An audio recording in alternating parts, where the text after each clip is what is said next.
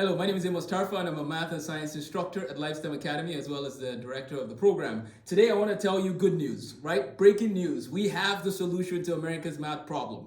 What is the solution? In order to answer the question, we need to ask ourselves, what is the destination? So I'm going to walk over here and tell you this is the destination. When a child has mastered the principles of mathematics, they should be able to do calculus, statistics, linear algebra, calculus 2, calculus 3, differential equations, Fourier transform. Ideally, that one is more of a bonus. But anyways, they should be able to do at least the first three topics there, first three branches. So how do we prepare students at Lifestem Academy and all our Vision Inspirational STEM Academies? How do we prepare them to be the best in math? Well, let's go back to the beginning. We use Inspirational Mathematics 1, which is focused on pre-algebra, addition, subtraction, multiplication, and division, fractions, decimals, percents, ratios, and proportions. You need to master those principles well in Inspirational Mathematics 1. You are not allowed to go into Inspirational Mathematics 2 until you can score very high on the final of Inspirational Mathematics 1. So that's how we prepare our students for mathematics. So this can be done in 3rd grade, 4th grade, 5th grade, 6th grade, or 7th grade. You could do it in any of those grade levels,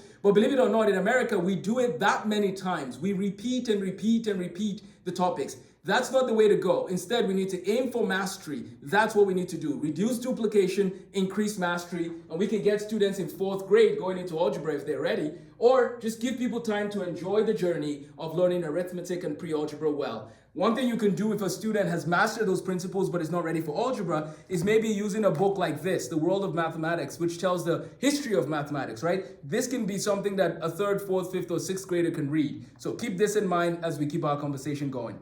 Inspirational Mathematics 2, it's an Algebra 1, Algebra 2, and College CLEP Algebra course. In this course, which normally people learn in 8th grade, we just give it to you after you've mastered the first level, right? Grade-based learning in mathematics needs to stop. There is nothing such as 6th grade math when you think about math history. It's more based on what concept have I mastered and what can I do next. That's the way math was. And now we have this grade-based learning approach that doesn't always work, because if someone comes from Missouri or from Kansas and says, oh, I did 6th grade math last year, that tells us nothing about their math knowledge. But if they can tell me I mastered fractions, decimals, and percents last year, then I say, oh, that makes sense. Let's move you on to ratios and proportions. We need every child to have an inventory of every concept they are learning in math and put in a sign that notes that they've mastered those concepts, right? That is what comes with our Tools for Mastering Mathematics kit. It's this idea that every child has an inventory, a math inventory, that they're trying to master so they can do calculus, statistics, and linear algebra without any issues, okay? Now, statistics is much easier than calculus in many settings. I'm just using that as one of the courses you do after you finish the Inspirational Math series. So, Inspirational Mathematics 1, fractions, decimals, percents, ratios, proportions, you get all those down. You move into Algebra 1 and Algebra 2 together. There is one thing we need to stop doing in America, and that is a 3-month break between math courses. That is just very unhealthy for anybody. Like, if you take time off shooting free throws as a basketball player, it's not going to go well. So why do we give kids 3 months off? But here's even what's worse. How do you go from Algebra 1 to Geometry to Algebra 2? So you learn the concepts in Algebra 1, you have 3 months off, then you learn Geometry for 9 months, then you have 3 months off. That's 15 months off from Algebra 1, and then in Algebra 2, you repeat the stuff you did in Algebra 1.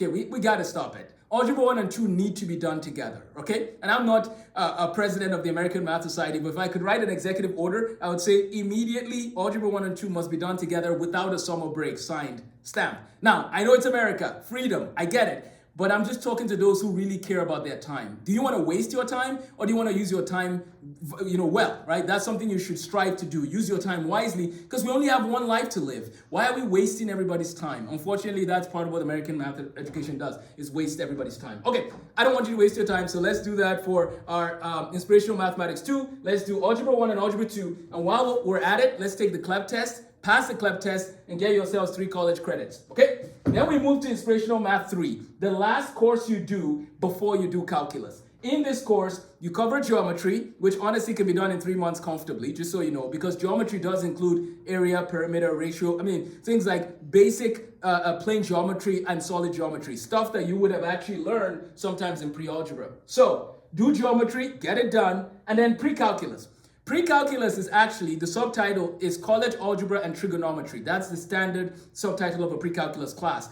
But notice what happened back here. You did the college algebra CLEP right there, right? So that means you've actually covered at least a third, if not more, of pre-calc, right? You've already covered a lot of the material in this class.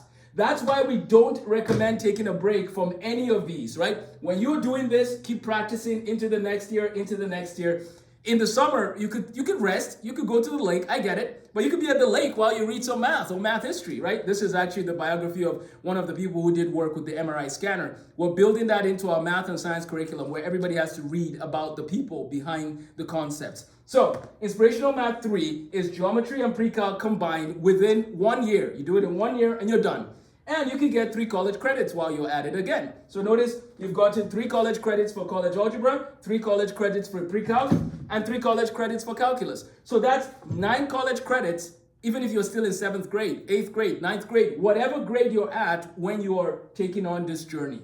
So, in conclusion, the math curriculum in America is generally designed to get people to be able to do calculus. However, we still have a lot of students who can't add fractions in high school. So maybe what we need to do is to start mastering these topics, do what they do in Nigeria, for example. If you fail 7th grade math in Nigeria, you have to repeat all of 7th grade math again, the whole year, the next year, right? So there's an incentive to say, I don't want to fail this math. In America, you can get a D in 7th grade math. You could move out of 7th grade and not even have a report card, and most people don't care. That's not the case in most of the world. So we need to teach students to have discipline, note-taking skills, and a desire to learn. And part of how we do that is by teaching math history. This is Katherine Johnson from Hidden Figures. There's also a book about her that we recommend that students read in their journey. And so I hope this has been informative. Course Inspirational Math 1, 2, and 3 are courses that you can order. You can order any of these courses, even if you don't attend our school. But if you attend our school, you will follow this journey and get to calculus and enjoy the journey. And if you want to be an engineer or a mathematician, we can get you 21 credits of math before you ever leave high school, which is a math minor, before you've ever left high school even. So that means you go into college with a math minor waiting for you. And this is, of course, in conjunction with the local colleges around you. We try to work with the colleges to get you to test out of these courses. We've done it before, and we're excited to help people do that. Thank you for watching, and have a blessed day. Please subscribe for more videos like this, and stay tuned. Take care.